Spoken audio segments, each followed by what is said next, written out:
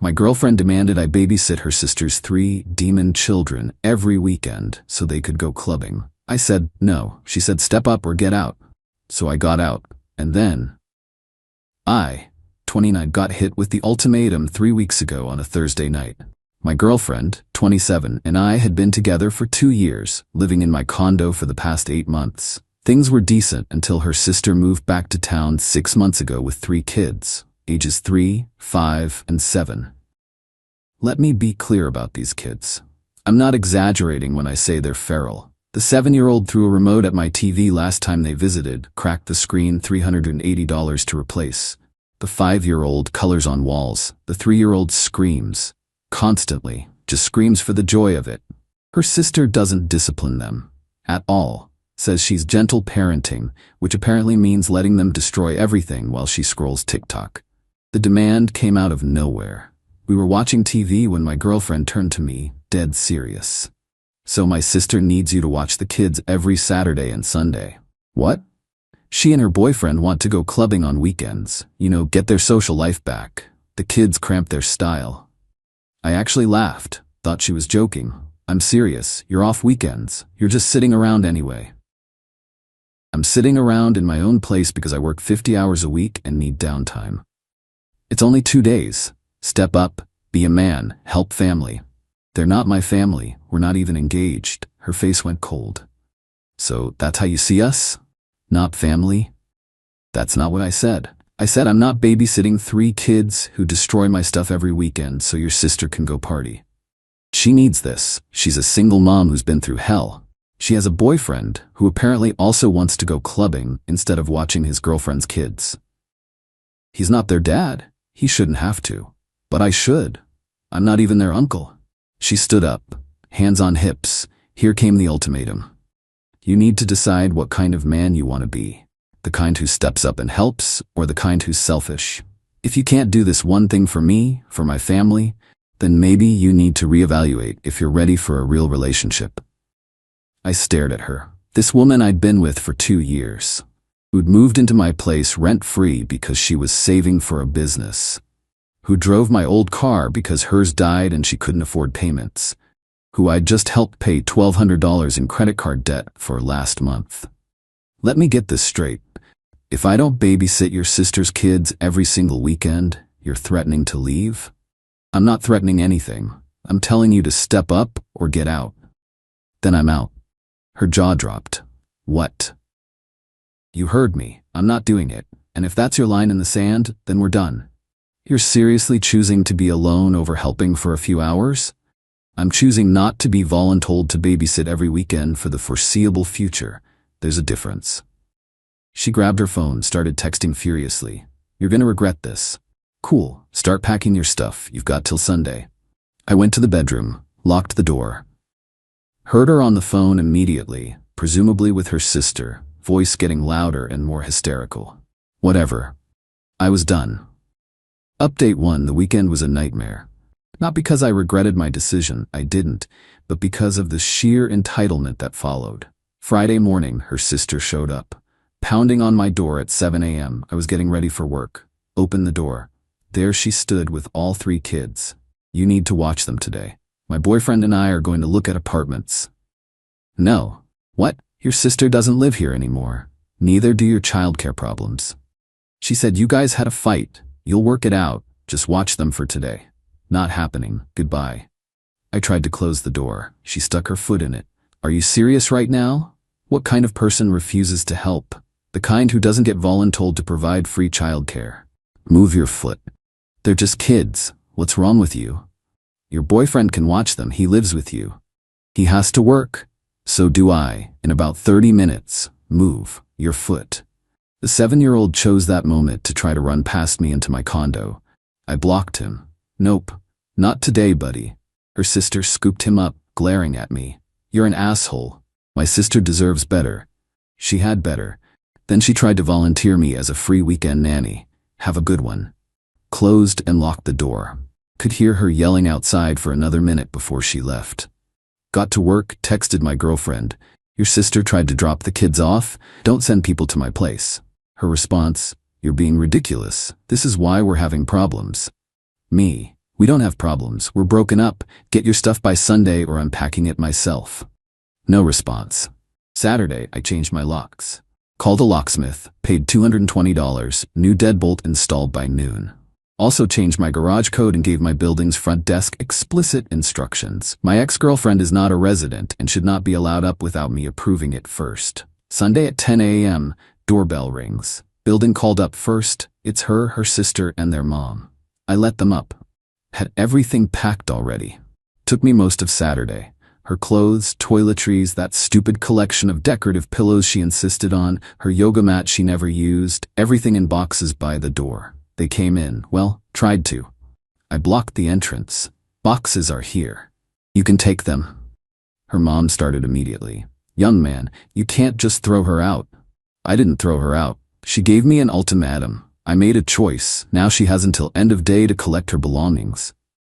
My girlfriend's eyes were red. She'd been crying. For a second, I almost felt bad. Then her sister opened her mouth.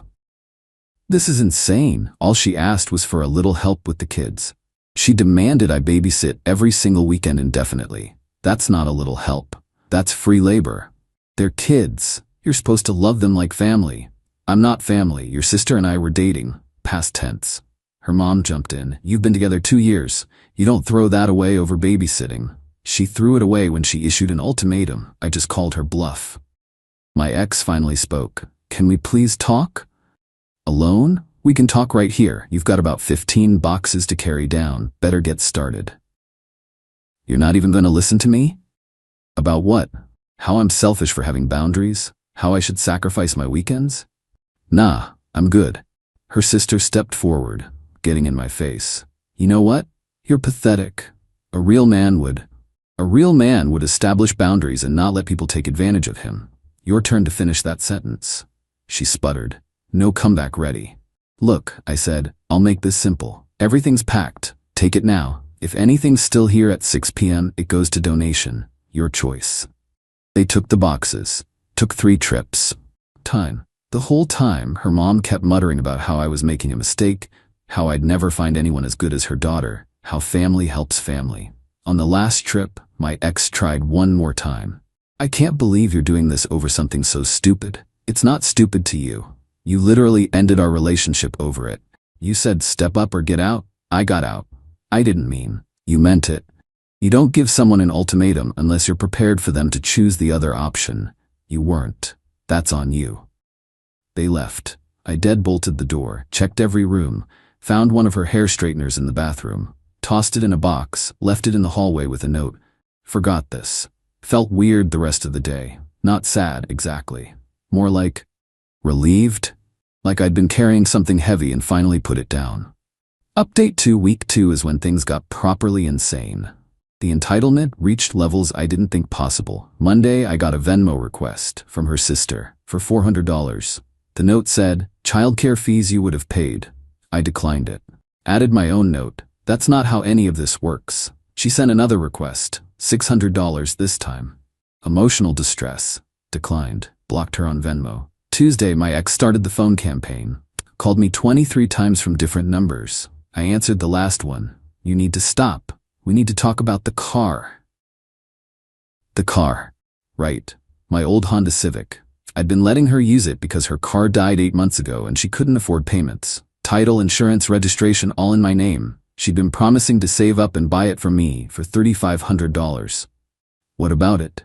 I need it. For work. Then buy it. We agreed on $3,500. I'll sign the title over when you pay. I don't have $3,500. Then I guess you don't have a car. You can't just take it. I've been driving it for months. Borrowed. You've been borrowing my car. Borrowing ends when we're not together. Bring it back by Friday or I report it stolen. Stolen? It's not stolen. I've been using it. With my permission, which I'm now revoking. Friday, 5 p.m., keys in car. I hung up. She called back 14 more times. Didn't answer. Wednesday brought a new player. Her dad. He called my work number. Someone gave it to him. Probably her mom. We need to discuss your behavior. Who is this? This is my daughter's father. You owe her an apology. I don't owe anyone anything. This conversation is over. Now you listen here. I hung up. He called back. I sent it to voicemail. You left a message about respect and manning up and how his daughter deserves better. Deleted it. Thursday, the sister showed up at my building again. Building called me first. I told them not to let her up. She apparently threw a fit in the lobby. Security had to ask her to leave. She posted about it online. I know because 3 people sent me screenshots. Some rant about how I was keeping her from her sister and showing my true colors. Comments were split, half agreeing with her, half pointing out that I wasn't obligated to let anyone into my private residence. I didn't respond to the post, just screenshotted it and saved it, just in case. Friday at 3 p.m., my ex texted from yet another number. Can't bring the car today. Need more time. Me 5 p.m. Not negotiable. Her, you're being unreasonable. I need transportation. Me, Uber exists 5 p.m. Her, what if I can't make it? Me, then at 5:01 I call the police and report my vehicle stolen.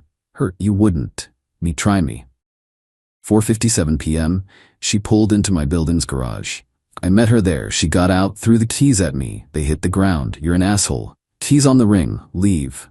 She stood there like she was waiting for me to, what? Apologize? Invite her up?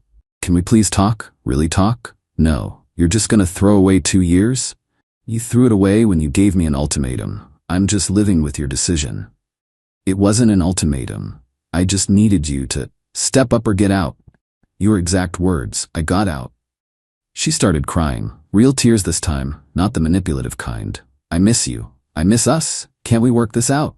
Work what out? You want me to babysit every weekend. I don't. That's not something you compromise on. Maybe just some weekends? No weekends. 0 weekends. I'm not free childcare for your sister's lifestyle choices. She needs help. Then she should ask her boyfriend or your parents or hire a babysitter, not volunteer her sister's boyfriend. Ex-boyfriend, she said quietly. Right. Ex, because you made a choice. Now live with it. I got in the car, started it. She stood there in my rearview mirror, crying, drove away, felt nothing. That's when I knew it was really over. Update 3, final. 3 weeks out. Time for the resolution. The harassment continued for a few more days. Her mom called twice more, getting increasingly hostile, threatened to talk to my boss about my character. I told her if she contacted my workplace, I'd file a harassment report. She hung up. Her sister tried a different approach, showed up at my regular coffee shop on Saturday morning. I don't know how she knew I'd be there. Probably my ex told her. She sat down across from me without asking. We need to talk. We don't. You ruined my sister's life. Your sister's life is her own responsibility. I'm not part of it anymore. She's depressed, barely eating. This is your fault. She gave me an ultimatum. I chose. Actions have consequences. You could fix this. Just apologize.